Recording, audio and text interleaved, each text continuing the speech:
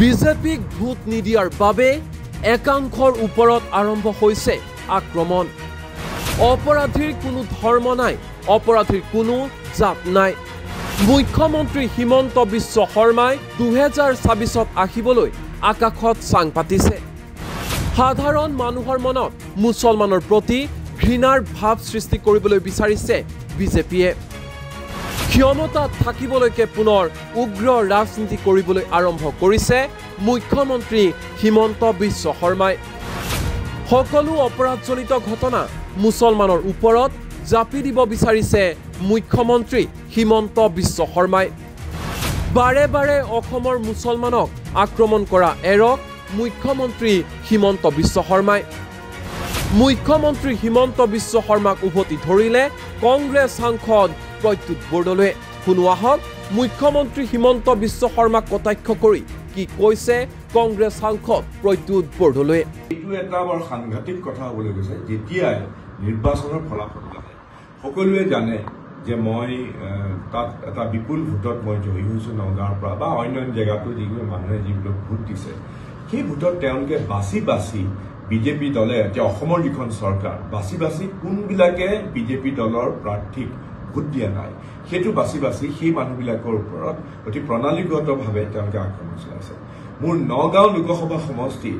যোৱা এই পষেকটোৰ ভিতৰতে একচুৱেলি যোৱা সপ্তাহৰ ভিতৰতে কেইবাটাও ঘটনা একাদিক্ৰমে হৈছে। প্ৰথম কথা হ'ল যোৱা 22 জুন তাৰিখে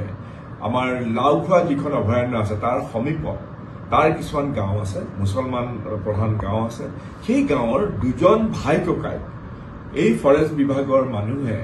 লাওখোৱা অভয়াৰণ্যৰ ভিতৰত নহয় চুটিৰ পাৰ যিটো মথাউৰিৰ ওপৰত অতি শীতল মস্তিষ্কৰে সৈতে গুলীয়াই হত্যা কৰিছে দুজন ভাতৃ। তেওঁলোকৰ অপৰাধ হ'ল তেওঁলোক মুছলমান সম্প্ৰদায়ৰ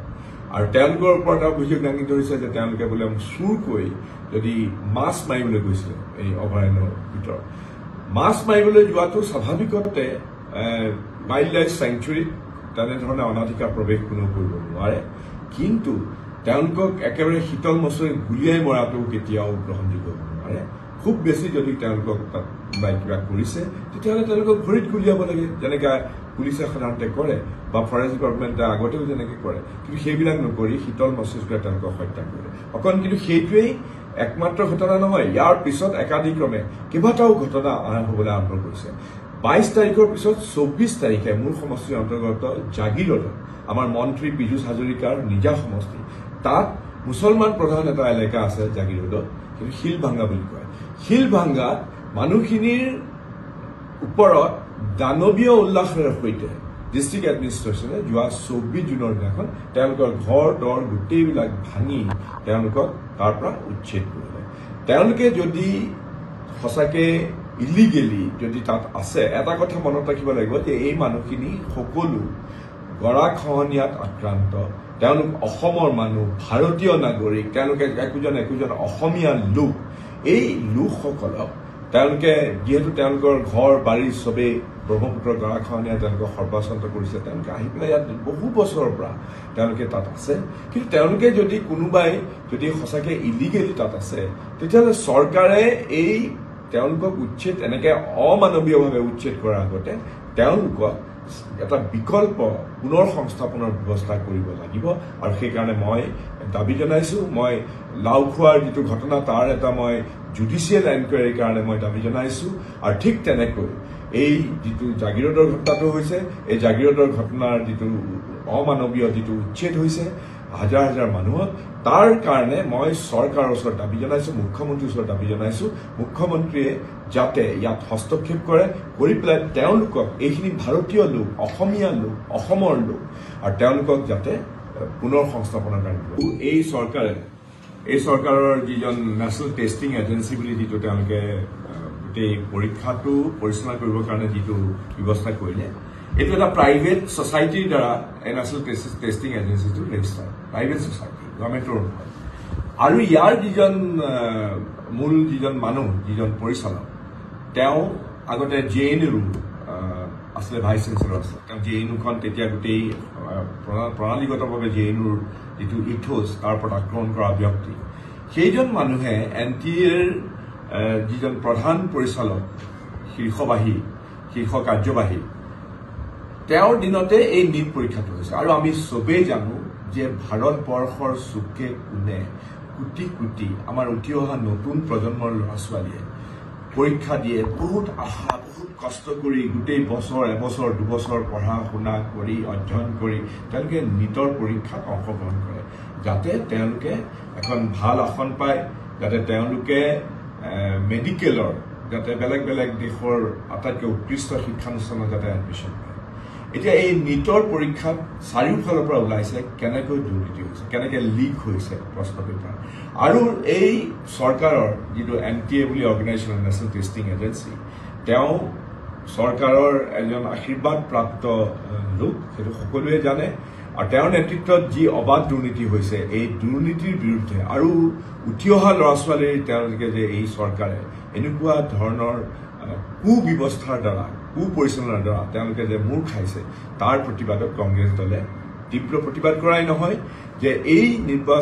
এই গোটেই পৰীক্ষাটোত যিটো দুৰ্নীতি হৈছে চাৰিওফালৰ পৰা পেপাৰ লিক কৰিছে পইচাৰ বিনিময়ত সেইকাৰণে আমি ইতিমধ্যে আমি আমাৰ পাৰ্লিয়ামেণ্টতো আমি দাবী জনাইছো যে এই যিটো পৰীক্ষা পাতিলে তাৰ ৰিজাল্টটো দিছিলে তেওঁলোকে যিটো আহুৱাপূৰ্ণ ৰিজাল্ট নীট পৰীক্ষাত অবিলম্বে সেইটো বাতিল কৰি পেলাই নতুনকৈ অতি কম সময়ৰ ভিতৰতে যাতে নীট পৰীক্ষা সুচাৰুৰূপে যাতে আকৌ পতা হয় যাতে সকলোৱে এটা সুবিচাৰ পায় উঠি অহা ল'ৰা ছোৱালীয়ে কিন্তু আমি এইটো কথাই কৈছোঁ এই পৰীক্ষা অতি সোনকালে পাতিব লাগিব যাতে ল'ৰা ছোৱালীবিলাকৰ যাতে এটা বছৰ অভাৱতে নহয় ইয়াক আমি প্ৰতিহত কৰিম যে আমি সকলো সংখ্যাগুৰু সংখ্যালঘু এনেধৰণে বিভাজন কৰি ধৰ্মান্ধতাৰ বিস্পাস্প ছটিয়াই হিমন্ত বিশ্ব শৰ্মাই যিটো ৰাজনীতি কৰিছে সেই ৰাজনীতি অসমৰ মানুহে কেতিয়াও গ্ৰহণ নকৰে আৰু এনেকুৱা ধৰণৰ বিভাজনকাৰী হিংসা আৰু ঘৃণাৰ ৰাজনীতিৰ বিৰুদ্ধে আমি কাম কৰি যাম আৰু যুদ্ধ কৰি যাম এটা কথা সকলোৱে জনালোকে ইতিমধ্যে বুজিছে যে এই হিমন্ত বিশ্ব শৰ্মাৰ নেতৃত্বাধীন এই বিজেপি চৰকাৰখন বা বিজেপি দলটোৰ এতিয়া আকৌ ক্ষমতাত টিকি থাকিবৰ কাৰণে বা ২৬ৰ বিধানসভা নিৰ্বাচনত বিজেপি দল অহাৰ যিটো তেওঁলোকে আকাশত স্থান পাতি আছে সেই যে তেওঁলোকে এইটো কেতিয়াও আহিব নোৱাৰে সেইকাৰণে তেওঁলোকে এতিয়া কি কৰিব তেওঁলোকৰ উপায় নাই তেওঁলোকে এতিয়া অতি উৎকট উগ্ৰ তেওঁলোকে ধৰ্মান্ধতাৰ মেৰুকৰণ যিবিলাক কামত তেওঁলোক হিমন্ত বিশ্ব শৰ্মা সিদ্ধহস্ত সেইবিলাক কাম তেওঁলোকে আকৌ কৰিবলৈ আৰম্ভ কৰিব আৰু এইটো কথা দেখি পীযুষ হাজৰিকাৰ বক্তব্যত ওলাই পৰিছে যে এতিয়া সকলো দুখ নন্দ ঘোষ বুলি কয় সমস্ত দুখ নন্দ ঘোষ বুলি এটা আশাৰ কথা আছে যে সকলো দুখ এতিয়া মুছলমান সম্প্ৰদায়ৰ ওপৰত তেওঁলোকে জাপি দিব খুজিছে ক'ৰবাত চুৰি হৈছে ক'ৰবাত ডকাইতি হৈছে যাতে সাধাৰণ মানুহৰ মনত যাতে সংখ্যাগুৰু মানুহৰ মনত মুছলমানসকলৰ প্ৰতি এটা ঘৃণাৰ ভাৱ হয় এই ঘৃণাৰ ভাৱ উদ্ৰেক কৰিবৰ কাৰণে তেওঁলোকে বাৰে বাৰে এনেকুৱা ধৰণৰ চল চালনা এনেকুৱা ধৰণৰ অপমান এনেকুৱা ধৰণৰ মিছা দোষাৰোপৰ তেওঁলোকে হৈছে এটা কথা ঠিক যে অপৰাধীৰ কোনো জাত নাই অপৰাধীৰ কোনো ধৰ্ম নাই যদি কোনোবা অপৰাধীয়ে সঁচাকৈ কৰিছে চৰকাৰী নিয়ম মতে আইনগতভাৱে সেইবিলাকৰ ওপৰত ব্যৱস্থা লওক কিন্তু বাৰে বাৰে এনেধৰণে আমাৰ অসমৰ মুছলমানসকলক তেওঁলোকে যি ধৰণে আক্ৰমণ কৰিছে নিৰ্বাচনৰ আগতেও কৰিছিলে এতিয়া নিৰ্বাচনৰ ফলাফলৰ পিছত তেওঁলোকে অতি প্ৰণালীগতভাৱে মুছলমানসকলক টাৰ্গেট কৰি লৈছে আৰু মুছলমানসকলৰ এই লৈ পেলাই তেওঁলোকে দুখন দুনিয়া সৃষ্টি কৰা অসমত এতিয়া মুছলমানসকলক তেওঁলোকে পাঞ্চিং বেগ হিচাপে ব্যৱহাৰ কৰি প্ৰণালীগতভাৱে তেওঁলোকৰ ওপৰত এনেধৰণে আক্ৰমণ কৰিছে চৰকাৰে যিখিনি নিজৰ দায়িত্ব সেই দায়িত্ব পালন কৰাটো যুগুত আৰু প্ৰত্যেকজন নাগৰিকে জনজীৱন প্ৰত্যেকে এইটো সমৰ্থন কৰিব কিন্তু তেওঁলোকে ভোট পোৱাৰ কাৰণে বা প্ৰতিহিংসামূলক মনোভাৱেৰে সৈতে তেওঁলোকে কিছুমান কাম কৰিবলৈ লাগিছে যিটো আচলতে ৰাজধৰ্ম কেতিয়াও নহয় আজি কোনোবাই যদি উভতগৰে নাচিছে কোনোবাই যদি গুৰু গোসাঁই নমনা ধৰণে কাম কৰিছে আইনগতভাৱে তেওঁলোকৰ ওপৰত ব্যৱস্থা লোৱাটো দৰকাৰ কিন্তু সকলো হাতখন মাফ কৰি পেলাই এই আমাৰ নতুন উঠি অহা প্ৰজন্মৰ ওপৰত তেওঁলোকে নিশ্চয় এটা প্ৰতিহিংসামূলক এনেকুৱা ধৰণৰ গৈছে যে তেনেকুৱা ধৰণৰ কৰি পেলাই তেওঁলোকে চাগে তেওঁলোকক এটা টাৰ্গেট কৰি লৈছে আৰু সেইটো কথা কেতিয়াও গ্ৰহণযোগ্য হ'ব নোৱাৰে খালি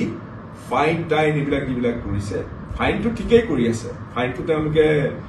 ৰেহাই নিদিয়ে কিন্তু বাকীবিলাক তেওঁলোকে সকলো ৰেহাই দিছে